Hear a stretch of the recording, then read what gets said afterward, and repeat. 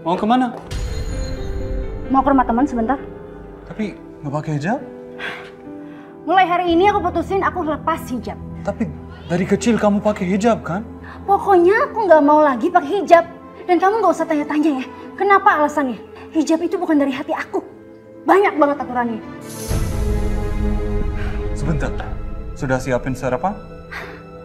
Hei, kamu ini masih sehat walafiat. Kaki kamu, tangan kamu masih bisa digunain. Kamu bikin aja sendiri. Gak usah ngerepotin orang lain. Tapi kita suami istri kan?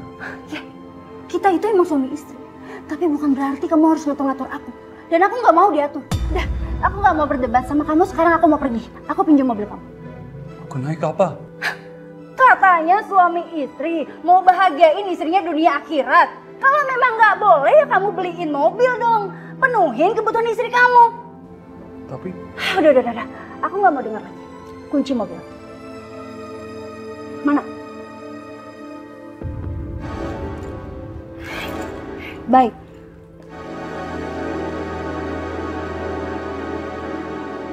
Waalaikumsalam.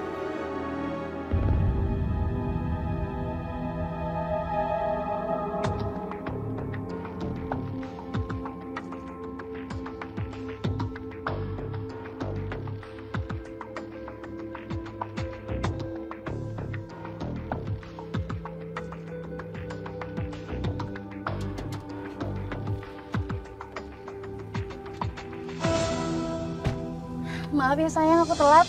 Udah jalan-jalan. Kamu sengaja ya? Nyuruh aku nunggu di sana? Sayang, aku kan cuma telat 10 menit. 10 menit kek, 5 jam kek, sama aja. Aku nggak suka nunggu. Iya, aku minta maaf ya. Maaf. Mau duit nggak? Berapa? 1 juta.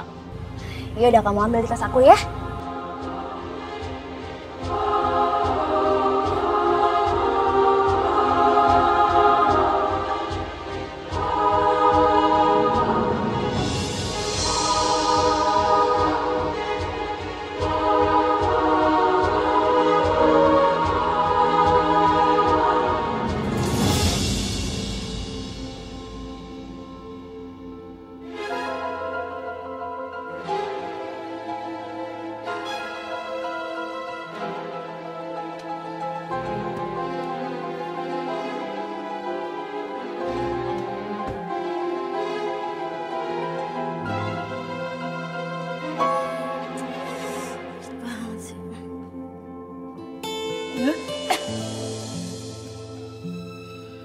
Astagfirullahaladzim.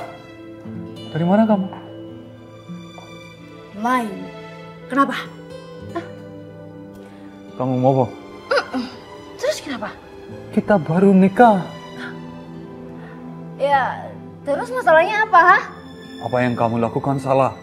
Harusnya kamu menjadi istri yang baik. Bisik tau gak? Aku tuh capek ya. Aku mau istirahat. Kepo kamu. Denger ya, lo gak usah pegangin gue. Gue tuh bisa jalan sendiri.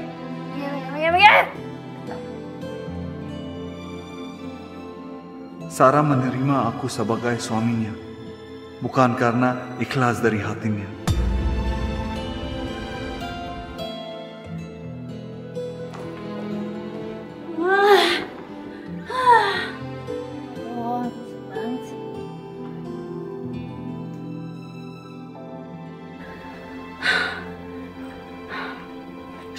Sarah, kamu harus dengar saya. Saya imam di rumah ini. Malah gue ini pusing tau gak? Gue mau istirahat, sekarang lo keluar. Keluar! Ganggu ya.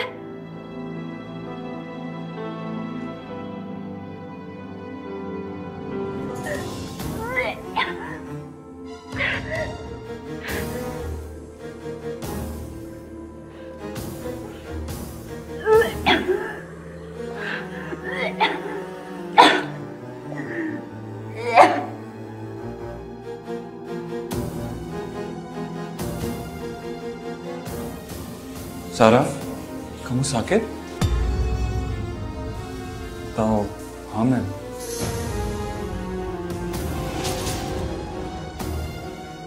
Hamil? Ya, saya temenin kamu ke dokter ya. Cek dulu. Ini bukan anaknya kamu, Harta. Ini anaknya Kamal.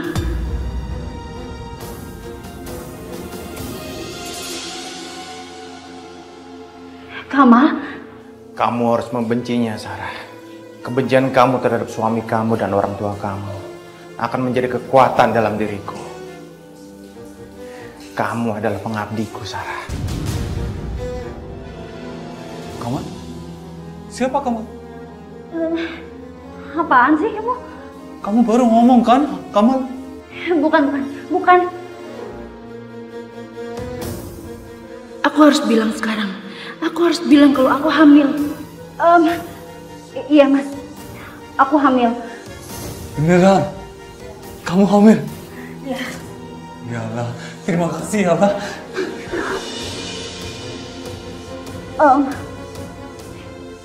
Tapi mas, aku nggak mau ya. Kalau aku harus ngikutin aturannya suami, aku nggak mau dilarang-larang, aku nggak mau diatur-atur sama kamu. Itu gak benar. Pokoknya ya, aku nggak mau diatur-atur sama kamu. Ngerti kamu?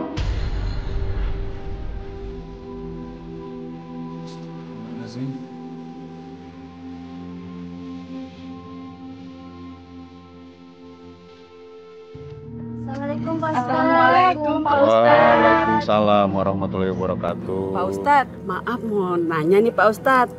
Sarah kan sekarang udah nikah Pak Ustadz. Kok saya lihat dia buka hijab gitu Pak Ustadz? Apa dia disuruh sama suaminya tuh Pak Ustadz?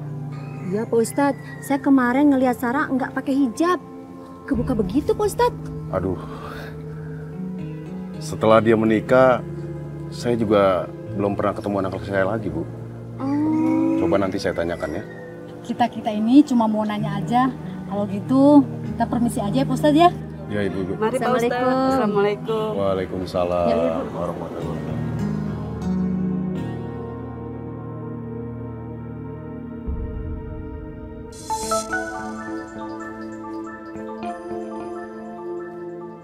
Saya baru mau sekolah ya. Assalamualaikum Ayah. Waalaikumsalam. Nardi, ada yang ayah mau tanyakan sama kamu. Soal apa Ayah? Apa benar Sarah melepas hijab dan tidak memakai gamis? Aku harus jujur sama Ayah. Nardi, Bismillahirrahmanirrahim. halo. Ya Ayah. Kalau memang berita ini benar, ini adalah musibah besar buat ayah dan keluarga. Nardi, halo. Ya Ayah. Ini semua benar.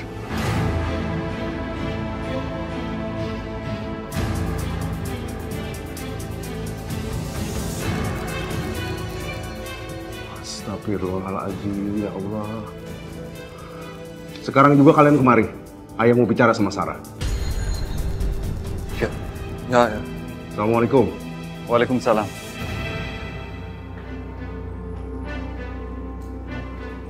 Mau kemana?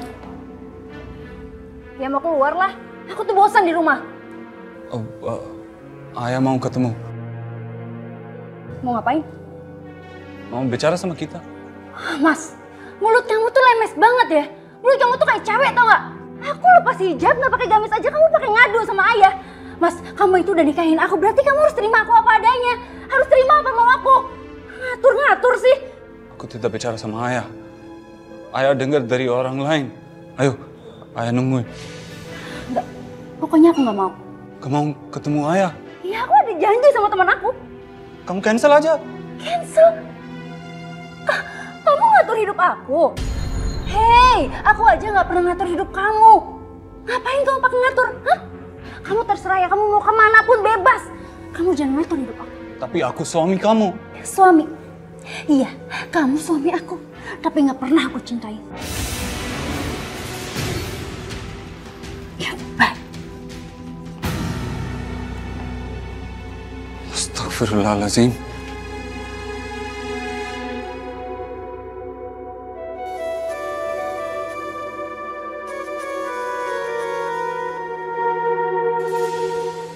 Misi. Assalamualaikum. Waalaikumsalam warahmatullahi wabarakatuh. Silakan duduk. Sarahnya kemana?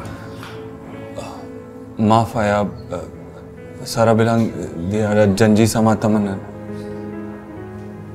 Kenapa anak itu jadi berubah ya? Saya nggak paham. Ini bukan soal Sarah lepas hijab, tapi apa? Sarah gak mau sholat. Astagfirullahaladzim, ya Allah. Separah itu? Jika saya ngaji, dia bilang kuping sakit. Ya Allah. Oh, astagfirullahaladzim. Aku udah bilang sama Hardi kalau aku hamil, Mas. Ya nggak apa-apa. Bagus kan? Kamu biasa aja. Ya, aku mesti gimana? Ya, terus aku harus hidup dengan kepura-puraan gitu? Ya iyalah, harus itu. Supaya rencana kita bisa berjalan dengan lancar. Mas, aku tuh mau menikahnya sama kamu. Aku mau hidup sama kamu, bukan sama orang lain. Ini tuh anak kita, Mas. Anak aku sama kamu. Kamu harus melahirkan bayi itu. Dan Hardi harus tetap tahu kalau itu adalah anaknya dia. Sampai nanti dia memberikan semua hartanya ke anak itu. Lalu kamu tinggalin Hardi. Dan setelah itu kita bisa hidup sama-sama. Setelah aku melahirkan, aku akan minta cerai sama Hardi. Biar aja bayi ini Hardi sama orang tua aku yang ngurus. Ya, kita bisa pikirkan soal itu nanti. Yang penting, kamu harus bisa cariin aku uang sebanyak yang aku mau. Apapun akan aku lakukan buat kamu, Mas.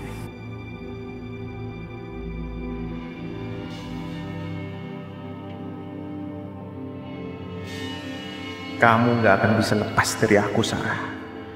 Kamu adalah abdiku. Saya melihat itu bukan Sarah. Maksud Mahardi? Sepertinya ada sesuatu yang disembunyikan.